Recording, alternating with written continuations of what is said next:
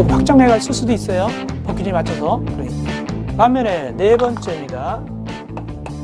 지하층 바다 면적 계산할 때 용적률 계산 그 의미가 무엇인가? 2분의 1이 제일 잘 나오니까 지하층 이해할 때 일단 그림 그려서 설명을 드리겠습니다.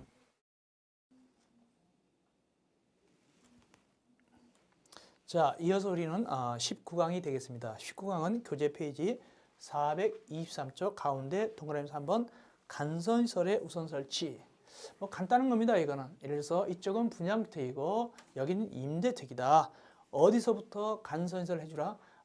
임대주택, 즉 여기서는 이제 민간건설 임대주택이겠죠. 그래서 민간건설 임대주택부터 거기다가 간선설을 우선 깔아주라. 그 뜻이 되겠습니다. 차별하지 말고 그 뜻입니다.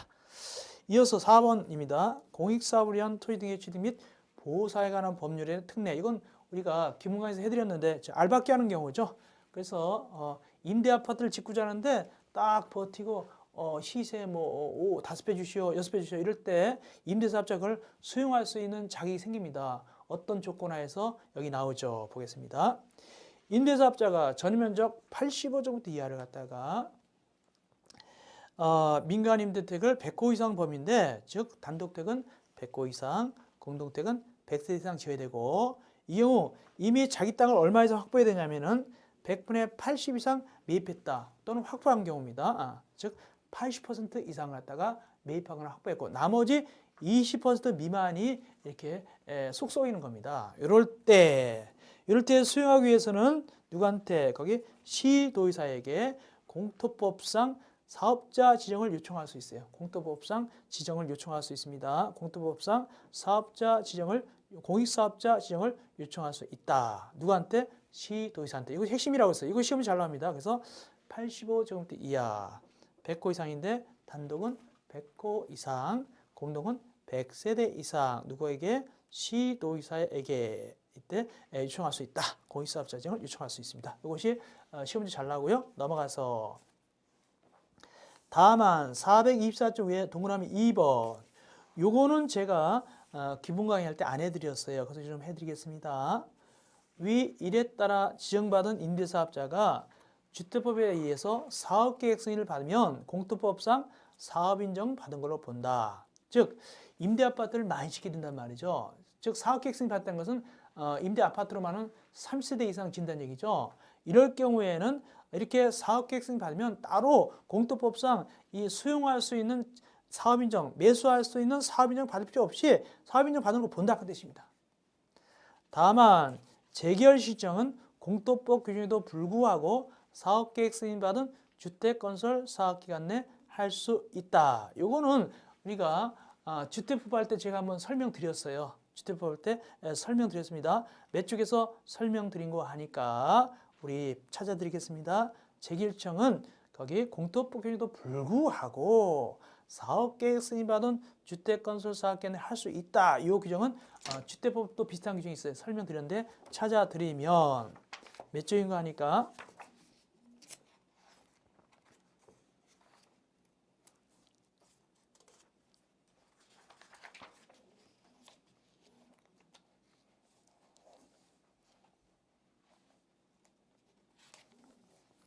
230쪽입니다.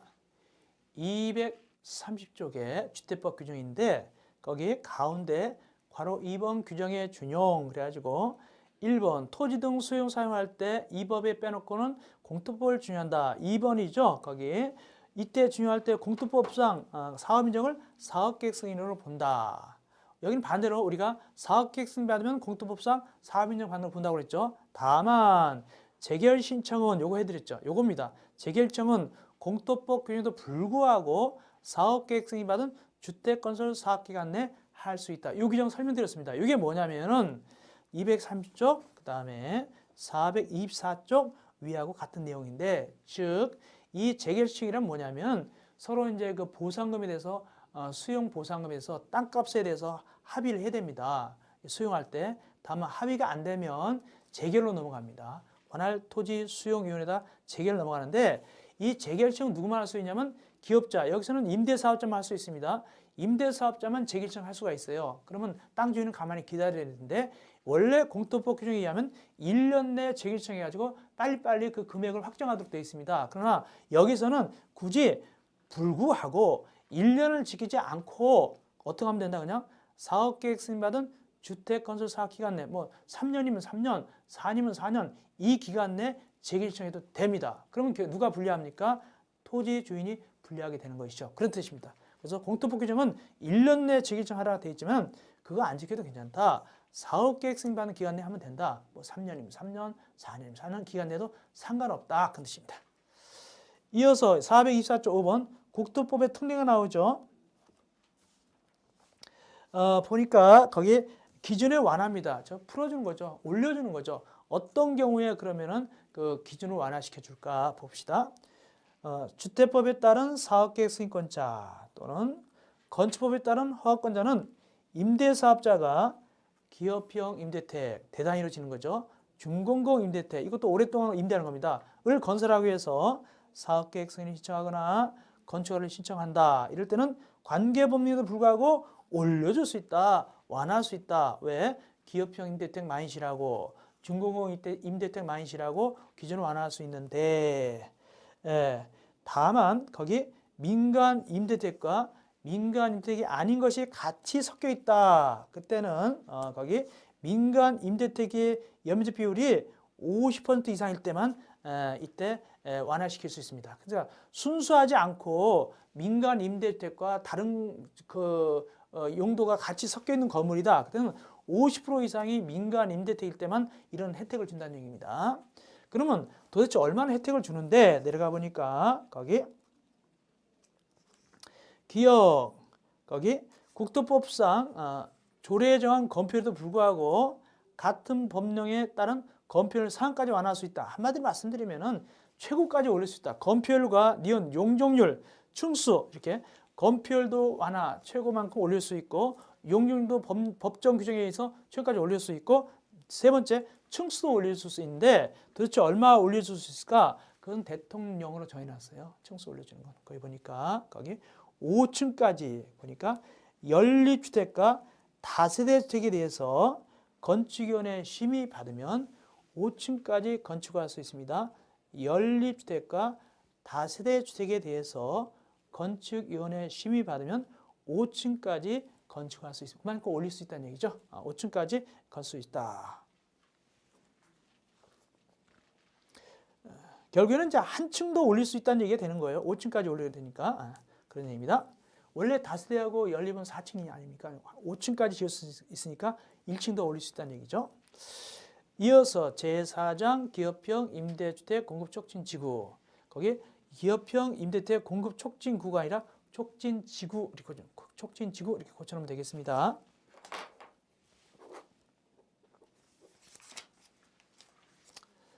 자, 그 다음에 그러면 촉진지구 지정인데 이 촉진지구는 맞아요. 기업형 임대주택은 대단위로 들어가는 거죠. 예를 들어서 건설 임대 같은 건 뭐 300호 이렇게 이상 들어가죠. 300세대, 매입은 100호 100세대가 들어가는데 이 300호 300세대 이상 이렇게 지키되니까 넓은 지역이 되게 됐죠. 보니까 거기 그럼 이 넓은 지역을 누가 정해주느냐? 임대 아파트 많이 들어가도록 하는 데를 누가 정해주냐? 시도의사입니다. 거기 시도의사는 부지 면적이 5,000제곱미터 이상일 때 대통령령으로 정한 면적 이상으로서 그 부지 면적 중 유상 공급 면적의 50% 이상을 기업형 임대택으로 건설 공급하기 위해서 기업형 임대택 공급 촉진지구를 지정할 수 있다. 그래서 큰 면적 5,000제곱미터 이상 그 면적의 반 이상을 기업형 임대택으로 건설 공급하면 기업형 임대택 공급 촉진지구로 지정할 수 있다는 얘기입니다. 누가 지정할까요? 시도의사가. 그러면 5,000제곱미터 이상인데 도대체 그 5,000제곱미터 이상이 도대체 얼마가 될까? 구체적으로 박스 이거 아셔야 됩니다. 다음 구분에 따른 면적이다. 1번 국토법상 도시역은 5,000제곱미터 이상이면 되는데 두 번째 도시역과 인접했다. 그때는 2만 제곱미터 이상입니다. 무엇이 인접했을 때? 도시역과 경계면이 접했다. 도시역과 경계면이 도로, 하천으로 분리되어 있으나 도시역의 도로, 상하수도 등등 주변 기반시설이 연결 또는 활용에 적합한 지역이다. 이럴 때는 2만 제곱미터 이상입니다. 세 번째, 그 밖의 지역은 10만 제곱미터 이상입니다. 그래서 이 기준면적 외워놓으세요. 법적으로 5,000제곱미터 이상, 시행령상 국토법상 도시역은 5,000제곱미터가 기준이고 도시역과 인접한 지역은 2만 제곱미터고 나머지 지역은 10만 제곱미터구나. 외워놓으시고요. 누가 지정한다고요? 기업형 임대택 공급 촉진지구를 누가 지정한다고요? 시도지사가 지정합니다. 그런데 예외적으로 누구로도 지정할 수 있냐? 누구도 지정할 수 있냐? 밑에 2번입니다. 국토교통부 장관도 역시 지정할 수 있어요. 위의 사항에도 불구하고 시도지사가 지정할 수 있음에도 불구하고 국민의 주거 안정을 위해서 기업형 임대택을 건설 공급할 필요가 있을 때는 촉진지구를 지정할 수 있습니다. 누가? 국토교통부 장관도 지정할 수 있습니다. 그래서 기업형 임대택 공급 촉진지구 지정권자는 시도지사 또는 국토교통부 장관이 되는 거예요. 원칙은 시도지사 예외 국토교통부 장관이 되겠습니다. 다음을 읽으시면 되겠습니다. 다음에 시행자입니다. 그러면 이제 그 촉진지구 안에서 시행할 수 있는 시행자는 어떻게 결정되느냐 하는 것이죠. 426조 위에 2번 시행자 보니까 촉진지구를 지정할 수 있는 자, 즉 지정권자가 시행자를 지정합니다. 지정권자 누군데? 시도지사 또는 국토교통부 장관은 다음의 자중에서 기업형 임대사업자를 갖다 지정한다. 다만 니은에 해당하는 자는 촉진지구 사업, 조성사업에 한정하여 시행할 수 있다. 자, 조성사업만 시행할 수 있고요. 어쨌간에 그 기역 니은이 바로 시행자가 될 수 있어요. 기업형 임대주택 촉진지구에서 시행자가 될 수 있는데 기억이 중요하죠. 촉진지구 안에서 국유지, 공유지를 제한 토지 면적 50% 이상에 해당하는 토지를 소유한 기업형 임대사업자.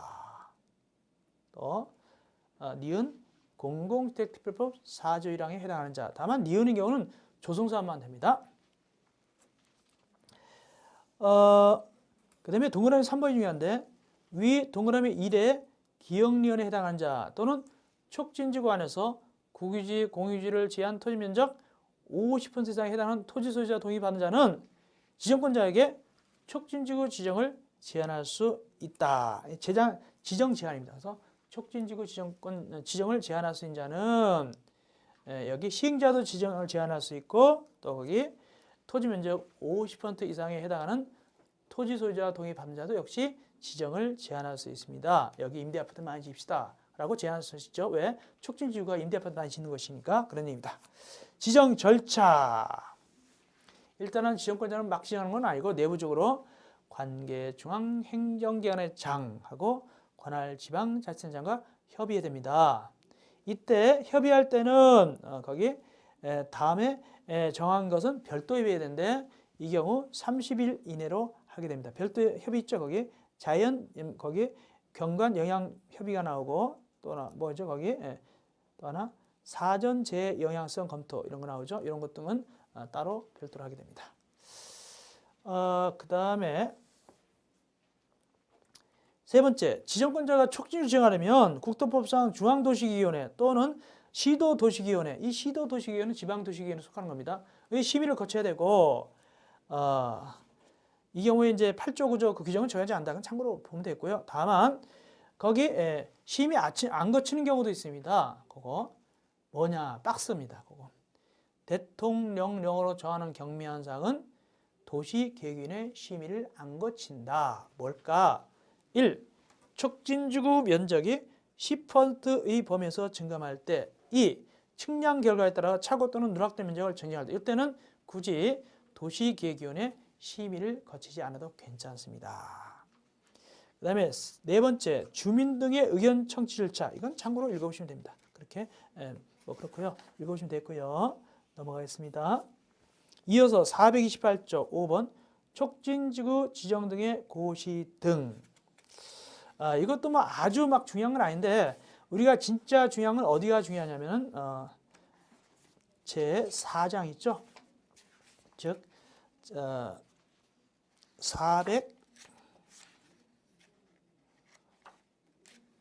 제5장 442조 5장 민간 임대택의 공급 및 임대차 계약 관리 이게 굉장히 중요합니다. 그 부분이 시험에서 잘 나옵니다. 이 부분은 약간 좀 간단하게 해드리겠습니다. 그래서 이 부분은 428조 촉진지구 지정 등의 고시 등.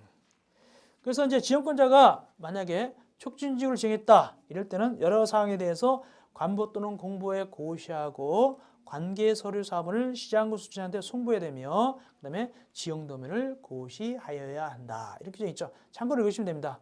그런데 이렇게 촉진지구가 되면 마음대로 거기서 막 건물 짓거나 그러면 안 됩니다. 그래서 이 경우는 누구한테 허가받냐? 시장, 군수, 그냥 허가받아야 돼요. 촉진지구 안에서는. 그것이 동그라미 3번입니다. 읽어보겠습니다. 촉진지구 지정에 관한 주민 등의 의견 청취 공고 등이 있는 지역 및 촉진지구 내에서 건축물의 건축 등 대통령령으로 정한 아래의 일을 할 때는 이때는 시장, 군수, 그냥 허가를 받아야 된다. 이것이 시장, 군수 허가 받는 내용들입니다. 쭉 나오죠, 거기. 참고로 읽어보시는데 특별히 1번 건축물의 건축 보니까 뭡니까? 가설 건축을 포함해서 건축, 대손, 용도 변경 등등등 하면 안 되고 다 허가받아야 되고 특별히 7번 보니까 주목, 나무. 나무를 갖다가 베거나 베는 것도 안 되고 심는 것도 안 됩니다. 왜 심는 거 안 될까요? 나중에 심어놓고 보상해달라 일 수도 있잖아요. 그러니까 안 되는 겁니다. 그래서 이 7가지가 허가 대상인데 누구한테 허가 대상일까요? 시장, 군수, 구청장인데 그런데 허가 안 받고도 할 수 있는 경우가 있어요. 그것이 뭐냐? 429쪽 위입니다. 429쪽 위가 되겠는데 보니까 거기 재복구 또는 재난수를 위해서 하는 응급조치하는 경우 그 밖에 대통령령으로 하는 경우 대통령으로 하는 경우 뭘까? 참고 나오죠. 1. 경작을 위한 토지 형질 변경 2. 농림수산물의 생산에 직접 이용되는 것으로서 국토교통부로 정하는 간이 공작물의 설치 등등 모두 5가지 있죠. 이런 것 등은 굳이 허가 안 받고도 할 수 있게 되겠습니다. 나머지 읽어보시면 됐고요. 특별히 7번만 잠깐 보겠습니다. 429쪽 밑에 촉진지구가 지정됐다. 그때는 어떻게 했냐? 국토법상 도시역과 같은 그러니까 촉진지구가 되면 뭐가 된 걸로 보냐면 국토법상 도시역이 된 걸로 봐요. 용도 변경이 용도지역이 또 지구 단위 계획으로 된 걸로 봅니다. 그래서 촉진지구는 어차피 거기 큰 아파트들이 많이 들어서기 때문에 도시적 그다음에 지구 단위 계획으로 결정되어 고시된 걸로 본다. 이것도 좀 알아놓으시기 바랍니다. 그다음에 430쪽 이렇게 지정권자가 촉진지구를 정했는데 이걸 해제하는 경우도 있어요. 어떤 경우에 해제해야 할까? 1번입니다.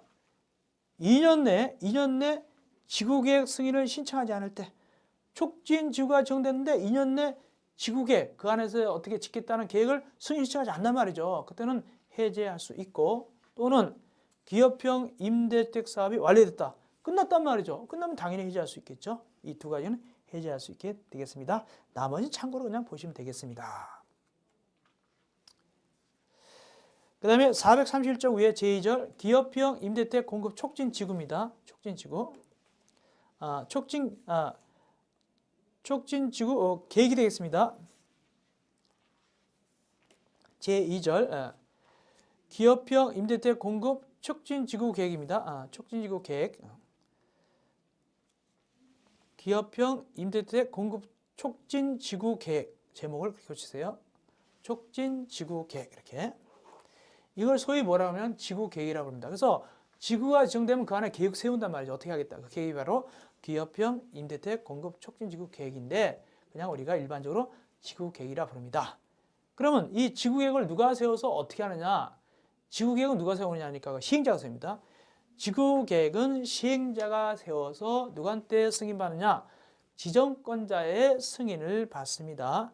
이때 내용이 어떤 것이 들어가는데 거기 박스 안에 1. 지구계획 개요부터 해가지고 맨 끝에 8. 그 밖에 지구단위 계획 등 대통령령으로 정하는 아래사항까지 이것이 지구계획의 내용인데 참고로 보시면 되겠습니다. 일단은 지구계획은 누가 수립해서 누구한테 작성해서 누구한테 승인받는다? 시행자가 작성해서 지정권자한테 승인받습니다. 그 다음에 동그라미 2번입니다. 밑에입니다. 지정권자는 지구계획에 따른 기반시설 확보를 위해서 필요한 부지 또는 시설치 비용의 전부 또는 일부를 시행자에게 부담시킬 수 있다. 그러니까 지구계획을 갖다가 세웠으면 거기 도로가 필요하다, 뭐 광장이 필요하다, 주차장이 필요하다. 이걸 부담을 시킬 수 있어요. 지정권자가 누구한테? 시행자한테. 이 경우 부담시킬 때 기반시설의 부지 또는 설치 비용의 부담은 건축 제한의 완화에 따른 토지의 가치 상승 부분에 따른 감정평가자가 건축 제한 완화 전 후에 대해서 각각 감정평가 토지 가격 차이를 말하는데 이거를 초과하지 않도록 해야 된다. 이게 뭔 소리냐면은 도로를 갖다가 만들어준다, 뭐 또 예를 들어서 주차장 만들어준다, 공원을 만들어준다 이럴 때 이럴 경우에 있어 무조건 막 부담시키면 시행자가 부담이 되잖아요. 그러면은 아무래도 임대 아파트가 비싸지죠. 가격이 그 임대료 같은 게. 그러니까 어떤 한도에서 할 수 있냐면은 이 촉진지구는 아까 말씀드린 대로 용적률도 올려주고 건폐율도 올려주고 그런다고 그랬잖아요. 층수도 좀 올릴 수 있다고 그랬죠. 이러면 가치가 올라가잖아요. 그 한도 내에서 부담시켜야 되지 마음대로 막 넘치게 부담시켜서 부담되면 안 된다는 얘기입니다. 그런 얘기가 되겠습니다. 다만 그 가격은 감정평가에서 산출하게 되겠습니다. 나머지는 읽어보시면 됐고요. 그 다음에 432쪽에 2번 다른 법률에 따른 인허가된 의제. 이건 이런 얘기입니다. 즉 촉진지구계획이 승인 고시가 있으면 누가 했어요? 지정권자가 이렇게 하게 되면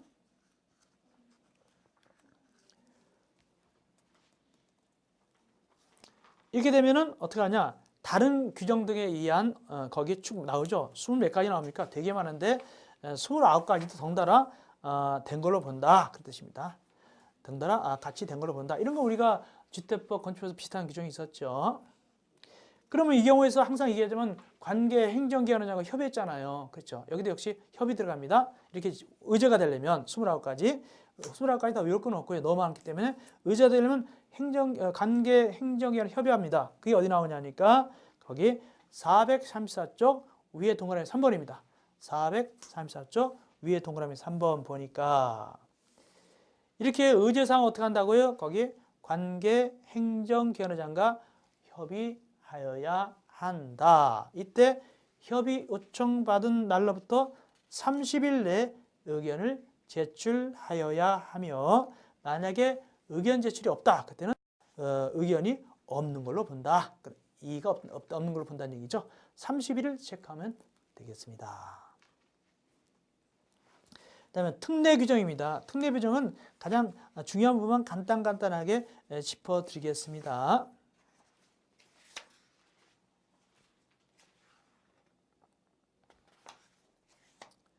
자, 첫째 1번 관계 법률에 관한 특례입니다. 거기 보니까 촉진지구 지정을 위하여 국토법에 따른 도시, 군 기본계획의 변경이 필요한 경우 공청회 등등등을 실시해서 90일 내에 변경 여부를 갖다가 결정해야 됩니다. 그래서 도시, 군 기본계획의 변경은 거기 일정한 절차를 거쳐서 90일 내에 변경 여부를 결정한다. 90일 체크하시면 되겠습니다.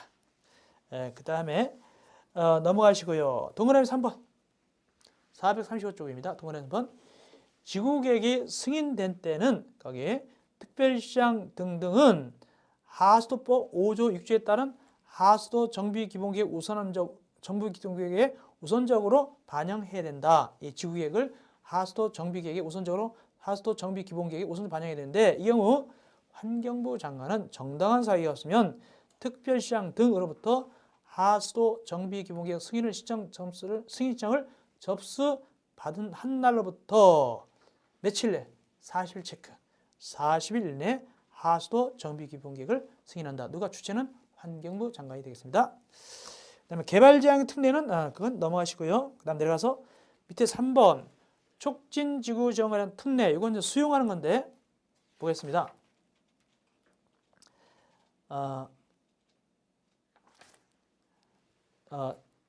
촉진지구 지정에 특례입니다. 보겠습니다. 이렇습니다.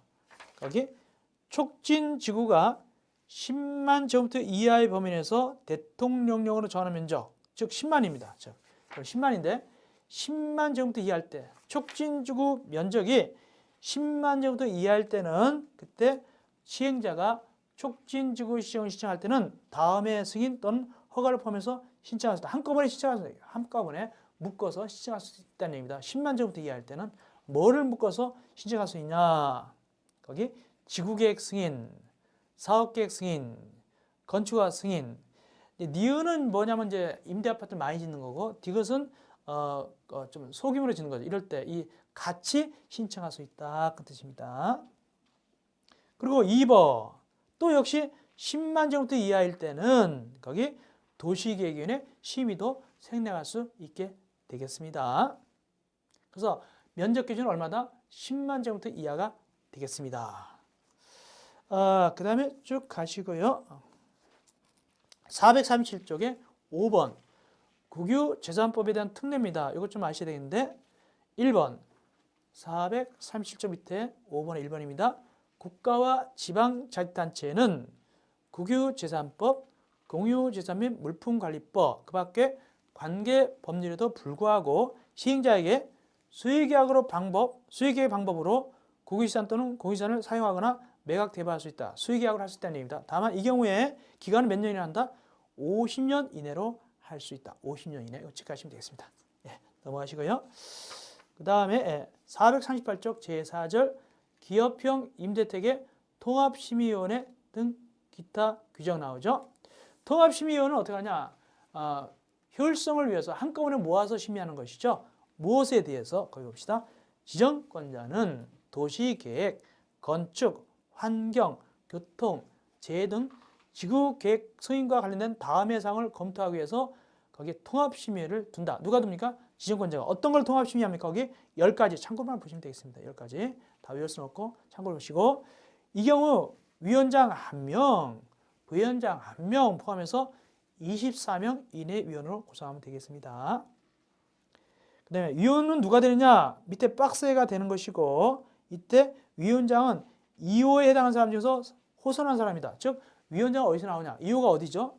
도시계획, 건축, 교통, 환경, 재해 분야 등의 전문가로서 택지 개발 및 주택사업에 관한 학식과 경험이 풍부한 사람 중 지정권에 위촉한 사람 이 사람 중에서 서로 간에 정한단 말이죠. 위원장을 정하게 되겠습니다. 나머지 절차 같은 걸 읽어보시면 되겠습니다. 이어서 442쪽입니다. 2번 토지 등의 수용입니다. 토지 등의 수용 이거 좀 보겠습니다. 토지 등의 수용 1번 시행자는 이거 좀 아셔야 돼요. 시행자는 촉진지구 토지 면적의 3분의 2 이상에 해당하는 토지를 소유하고 토지 소유자 총수의 2분의 1 이상에 해당하는 자의 동의를 받은 경우 나머지 토지 등을 수용 또는 사용할 수 있다. 이거 아시기 바랍니다. 면적의 3분의 2 이상 토지를 소유하고 토지 소유자 총수의 2분의 1 이상에 해당하는 자의 동의를 받을 때 이때 나머지 땅을 갖다가 수용 또는 사용할 수 있게 되겠습니다. 이거 기준을 아시면 되고요. 그 다음에 마지막으로 441쪽 밑에 7번 관계 법률의 준용 촉진지구의 지정 사업의 시행 공공시설의 귀속 준공검사 등에 관해서는 이 법 민간 임대주택에 관한 특별법에서 정하지 않았다. 이건 도시개발법을 준용하게 되겠습니다. 도시개발법을 준용한다. 이것도 알아놓으세요. 도시개발법을 준용한다. 제가 촉진지구는 좀 빨리 나갔죠. 왜냐하면 우리가 전체적으로 민간 임대주택 특별법이 4문제 정도 나오거든요. 주로 5문제 나올 수 있지만 주로 4문제 나오는데 양은 되게 많잖아요. 그래서 이 부분 조금 약하기 때문에 좀 빨리 나왔고 진짜 이제 4문제나 5문제 나올 때 중요한 부분은 어디냐면은 442쪽 5장 민간 임대주택의 공급, 임대차 계약 및 관리 이 부분이 굉장히 중요합니다. 이건 자세하게 해드리겠습니다. 우리가 기본강 할 때 자세히 해드렸지만 또 자세히 해드리겠습니다. 보겠습니다. 여기서 2문제 정도 나온다고 보면 돼요. 제1절 민간 임대택의 공급 임대차 계약입니다. 1번 민간 임대택의 공급입니다. 거기 1번에 보니까 임차인 자격 선정 방법은 임대사업자가 정합니다. 그리고 이걸 갖다가 분양 같은 거 할 때 임차할 때 임대할 때 주택법을 규정을 제외하지 않습니다. 주택법 규정은 뭐 1순위, 2순위, 뭐 가산점 여러 가지 복잡하거든요. 이런 걸 제외하지 않는다는 얘기예요. 왜냐하면 민간 임대주택이니까 그렇죠. 그 다음에 양도기간입니다. 임대사업자는 임대사업자 등록일부터 일정한 기간, 즉 임대 의무기간 동안 계속적으로 임대되고 그 기간이 지나지 않으면 팔아먹을 수 없다. 양도할 수 없습니다. 그게 원칙입니다. 그 의무기간 외워놔야 돼요. 이거. 자, 그 의무기간 얼마냐? 일단은 개시할 때 그 기간의 시점, 기간을 언제부터 계산하느냐? 민간 건설 임대택은 입주 지정 개시부터 계산하고 민간 매입 임대택은 임대사업자 등록일부터 계산합니다. 다만 임대사업자 등록 이후 임대 개시되는 임대택은 임대차 계약서상의 실제 임대 기일부터 계산하면 됩니다. 그럼 얼마 동안 하게 되느냐? 1번 기업형 임대택은 8년 이상 임대되고 준공업 임대택 8년 이상 임대되고 단기 임대택은 4년 이상 임대하는 것이 임대 의무 기간인데 이건 이미 우리가 앞에서 용어 정의에서 봤죠. 이거 외워놔야 됩니다. 의무 기간 기업형 임대택 8년 이상, 준공업 임대택 8년 이상, 단기 임대택 4년 이상이 되겠습니다. 그런데 이렇게 원칙적으로 양도하면 안 되는데 이 임대사업자끼리는 기간 내에도 양도할 수가 있어요. 임대사업자끼리는 서로 기간 내에도 양도할 수 있다. 보겠습니다. 443쪽 위에 동그라미 2번 위 1번 규정에도 불구하고 임대사업자는 임대 의무 기간 동안에도 뭐 8년이면 8년, 4년이면 4년 기간 동안에도 국토교통부령이 정하는 바에 따라서 누구에게 시장, 군수, 구청장에 신고한 다음에 민간 임대택을 다른 임대사업자한테 양도할 수 있다. 이 경우 양도받은 자는 포괄적으로 승계하며 이러한 뜻을 양수도 계약서에 망시해야 된다. 이거 뭐냐면 한마디로 임대사업자 지위를 그대로 유지한단 말이죠. 누구를 위해서? 임차인을 위해서. 그래서 임대사업자가 서로 양도받아가지고 임차인한테 가가지고 나하고 계약 안 했죠? 나가시오. 그러면 안 되고 그대로 인수받으란 말이죠. 그런 뜻입니다. 동그라미 3번 위 2는 바로 위에 임대사업자의 양도는 임대 의무기간이 민간 임대택을 양도하는 경우도 중요한다. 그렇죠? 임대 의무기간 끝나고도 이제 민간 임대사업자한테 팔아먹을 수가 있죠.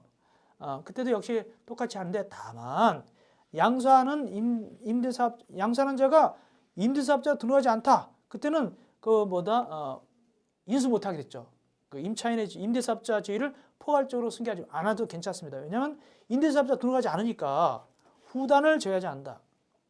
포괄적으로 인수하는 게 괜찮습니다. 왜? 이게 더 이상 임대사업자가 아니니까 등록하지 않으면 그런 뜻입니다. 네 번째, 이런 규정이 있음에도 불구하고 임대사업자가 부도나게 생겼다. 경제사정도로 부도나게 생겼을 때는 임대 의무 기간 중에도 대통령령으로 정하는 바에 따라서 허가받아가지고 누구한테? 시장, 군수, 구청장한테 허가받아가지고 임대사업자가 아닌 자에게도 양도할 수 있다. 부도파산일 때입니다. 부도파산 같을 때는 기간 내도 양도할 수 있다. 누구한테? 임대사업자가 아닌 자한테도 양도할 수 있어요. 임차인한테도 양도할 수 있다는 얘기죠. 거기 살고 있는 임차인한테도. 다만 허가받아야 돼요. 누구한테 허가받느냐? 시장, 군수, 구청장한테 허가를 받아야 되겠지요. 참고 대통령령으로 정하는 경제사정 등 그 부도난 그 경제사정을 얘기하는 거예요. 거기 여기 나오죠. 뭐 2년 연속 적자가 발생했다. 2년 연속 부의 영업 현금 흐름이 발생했다. 돈이 막 나간다는 얘기죠. 거꾸로 나간다는 얘기죠. 들어온 것이 아니라 등등 네 가지가 바로 대통령령으로 정하는 경제사정. 이럴 때는 시장, 군수, 구청장한테 허가받아서 임대사업자가 아닌 자한테도 양도할 수 있습니다. 그 정도 하시면 되고요. 그 다음에 임대료입니다. 앞으로 여기서 임대료 그럼 뭘 얘기하냐? 임대보증금과 월 임대료를 같이 포함해서 그냥 임대료 이렇게 얘기한다 생각하셔야 돼요. 임대료 그러면 그냥 월세만 얘기하는 게 아니에요. 여기서는 임대보증금도 포함해서 얘기하는 거다라고 생각해야 됩니다. 그래서 민간 임대택의 최초 임대료는 임대사업자가 자율적으로 정합니다. 그런 얘기고요. 올릴 때는 너무 많이 올리면 안 되고 5%, 연 5% 이내의 범위 내에서 주거비, 물가지수 등등을 고려해야 됩니다. 마음대로 많이 올리면 안 됩니다.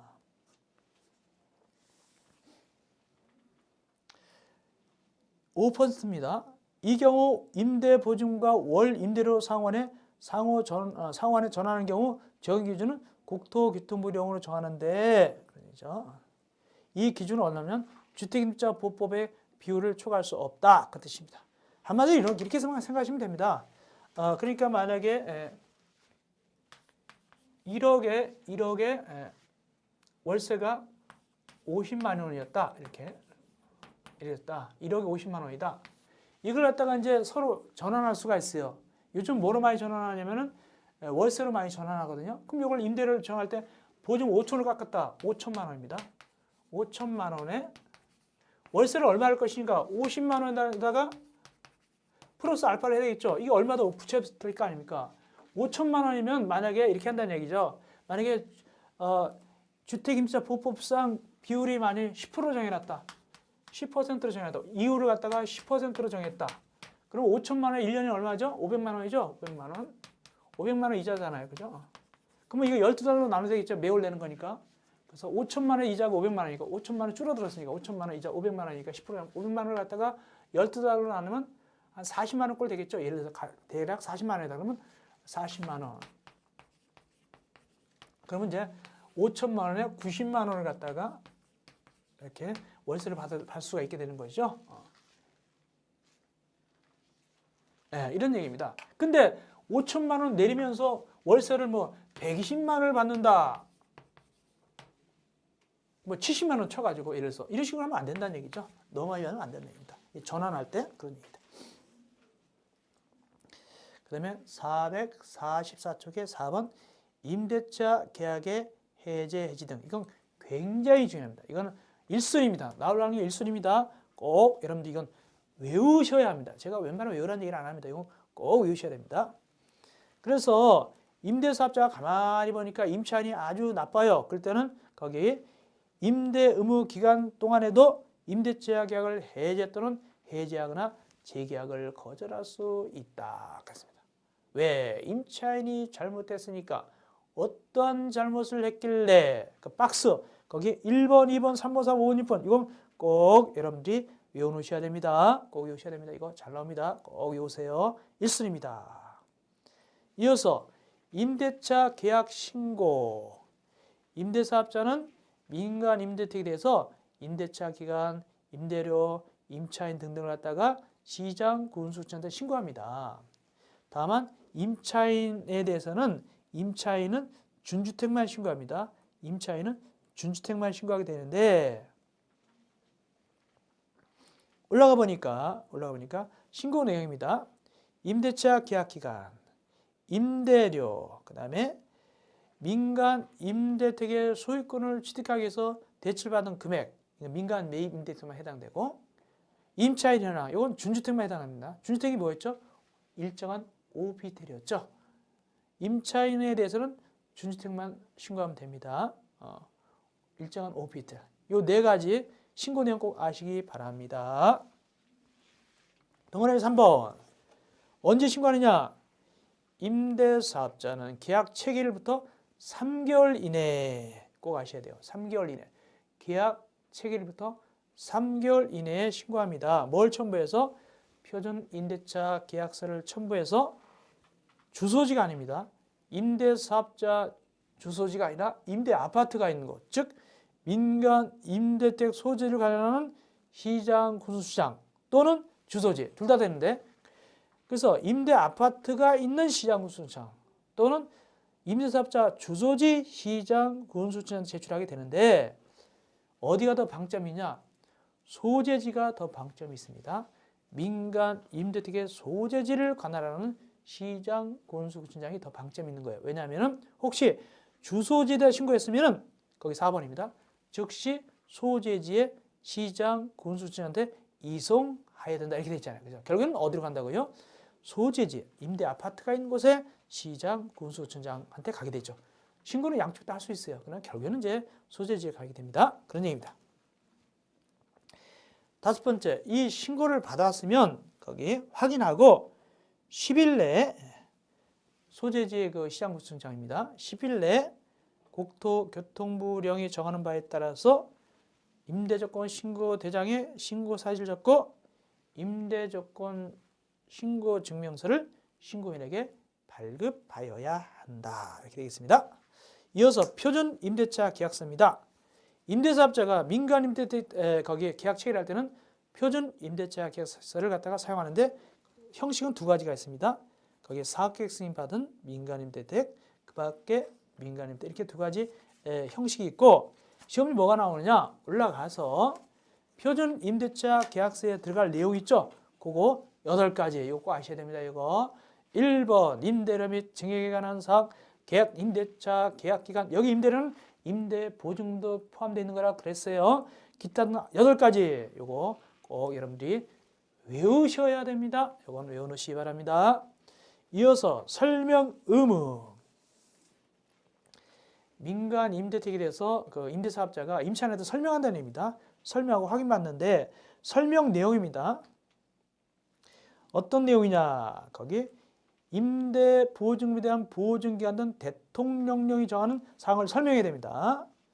어떤 건가? 거기 보니까 대통령령으로 정하는 사항이 뭐냐면 보증 대상의 보증기간 등등등을 설명해야 되고 5가지 설명해야 되고 그 다음에 니은 권리관계 설명합니다. 권리관계 설명할 때는 이때는 등기부를 펴놓고 설명하는 거예요. 뭐 저당이 얼마고 압류가 어떻고 저떻고 설명하는 겁니다. 약간 유식해야 되겠어요. 임대사업자가 등기부를 보고 설명할 줄 알아야 되면 소위 이게 권리분석이거든요. 할 줄 알아야 되니까. 세 번째 또 뭘 설명해 주느냐? 임대 의무기한이 남아있는 기간. 임대 의무기간 중 남아있는 기간을 설명해야 됩니다. 이렇게 설명합니다. 그런데 설명을 들었으면 어떡하냐? 임차인은 설명 듣고 447쪽 위에입니다. 임차인은 설명을 듣고 어떡하냐? 맨 끝에입니다. 3번의 끝에 임차인은 서명 또는 기면 날인 방법으로 확인하여야 한다. 그 다음에 임대 보증금에 대한 보증 다 중요합니다. 여러분들 여기 5장이었죠? 5장 민간 임대택의 공급 임대차 계약 및 관리 이거 있죠? 이 부분은 다 중요한 거예요. 이것도 해야 됩니다. 임대 보증금에 대한 보증이 되겠습니다.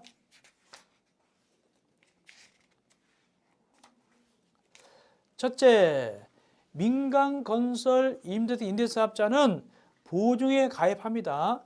언제 가입하느냐? 사용검사를 받는 날부터입니다. 사용검사를 받는 날부터입니다. 다만 사용검사 전에 임차인 모집했으면 그날부터 합니다. 그날부터 임대 의무 기간 동안 주로 사용검사를 받는 날부터 기간은 얼마 동안? 임대 의무 기간 동안에 임대 보증금 보증에 가입해야 됩니다.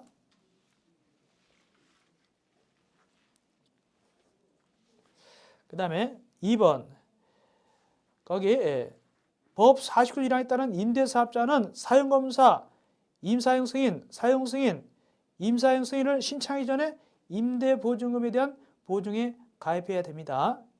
그 다음에 법 49조 1항에 따른 임대사업자는 거기 보증에 가입했으면 지체 없이 해당 보증서 4본을 민간 임대차 소재지를 관한 시장 구수청한테 제출하여야 합니다.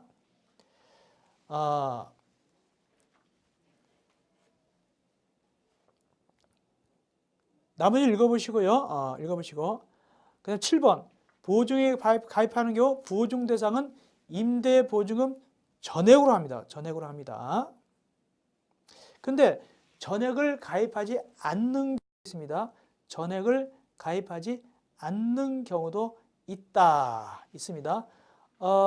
어떤 경우냐 보니까 거기 얼마를 가입하면 되느냐? 전액 하지 않습니다. 전액을 가입하지 아니하면은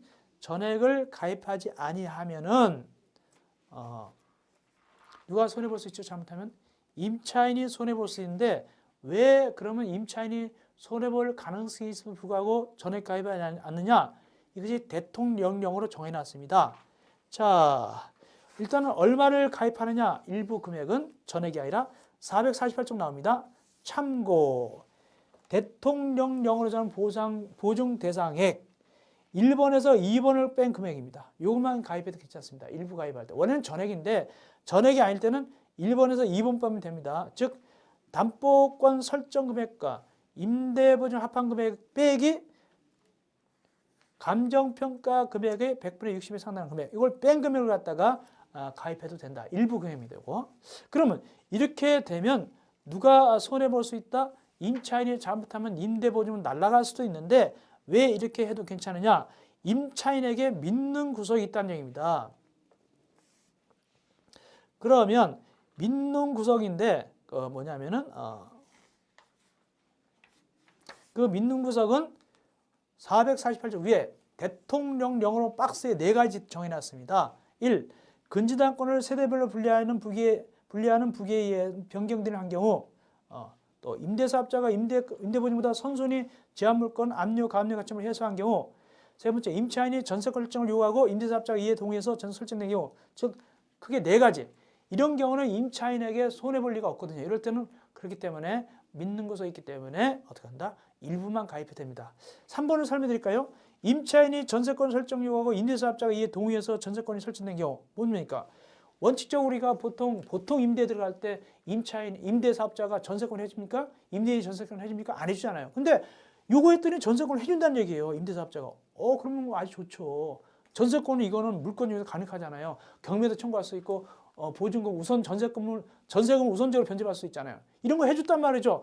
그러니까 일부만 해도 된다는 얘기입니다. 예를 들어서 4가지가 있죠. 이것은 일부만 전액이 아니라 일부만 보증가입해야 되는 경우가 되겠습니다. 거기 1번에 근저당을 세대별로 분리하여 여기 나오는데 좀 어려운 얘기인데 이런 얘기입니다.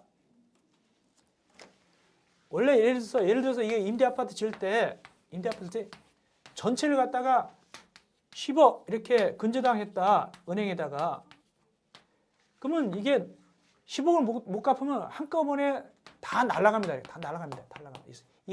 이 전체 임대아파트 다 날아가거든요. 경매돼서. 근데 그렇지 않고 이걸 쪼갰다. 예를 들어서 여기 이걸 쪼개야지. 이게 뭐 한 집당 뭐 5천만 원 이런 식으로 5천만 원, 뭐 5천만 원 이런 식으로 근저당을 쪼갰다는 말이죠. 이렇게.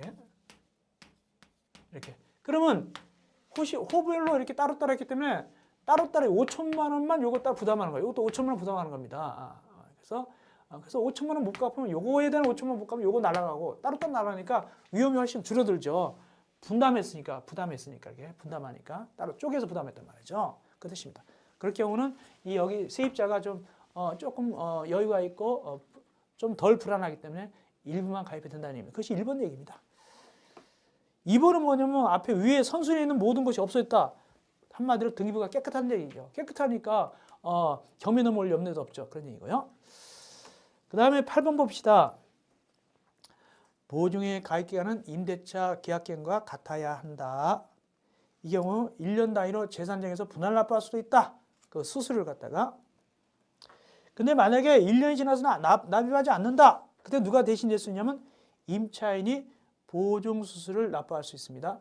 만약에 분할 납부하는데 1년이 지났으나 납부를 하지 않더라. 그때는 그 보증회사가 계약을 해지할 수 있어요. 동그라미 9번. 그 계약 해지하면 누가 불안합니까? 임차인이 불안하죠. 그럼 임차인이 대신 납부할 수 있죠. 그러면 이제 나중에 납부해놓고 임대사업자한테 받아내야 되겠죠. 이것이 바로 소위 구상권이 되겠죠. 기타 사항 거기 봅시다. 보증수수료 납부 등 보증수수료의 75%는 임대사업자가 부담하고 25%는 임차인이 부담할 거. 이거 외우셔야 됩니다. 그리고 수수료 납부는 임대사업자가 다 해야 됩니다. 왜냐하면 거기 이 임차인이 부담하는 보증수수료는 임대료에 포함되어 있기 때문에 거기 임대보증은 임대료에 포함되어 있어요. 그러니까 임차인에는 25%는 이미 임대료에 들어있는 거니까 임대사업자가 받은 거랑 마찬가지잖아요. 그러니까 다 한꺼번에 납부합니다. 누가? 임대사업자가 납부할 것. 나머지 읽어주시면 되겠습니다. 이어서 449쪽 준주택의 용도 제한입니다. 민간 임대택으로 등록한 주택, 즉 오피스텔이죠. 요거는 주거용이 아닌 걸로 사용하면 안 됩니다. 그런 뜻이고요. 그리고 이것이 제대로 사용되고 있나, 주거용으로 사용되고 있나를 갖다가 시장, 군수청장은 서류를 제출하기 요구할 수 있고 공무원한테 가가지고 조사하게 할 수도 있어요. 이 오피스텔이 제대로 사용되고 있나 안 되고 있나를 조사할 수 있게 합니다. 오피스텔에 대해서 임대로 쓰고 있나 안 쓰나 이렇게 본단 말이죠. 그런 의미입니다. 주거용으로 조사할 수 있다. 그런 의미입니다. 자, 이렇게 해서 우리가 제19강을 끝내고요. 20강은 우리 제2절 민간 임대택의 관리 등을 하시면 되겠습니다. 여러분 고생했습니다. 20강에서 뵙겠습니다.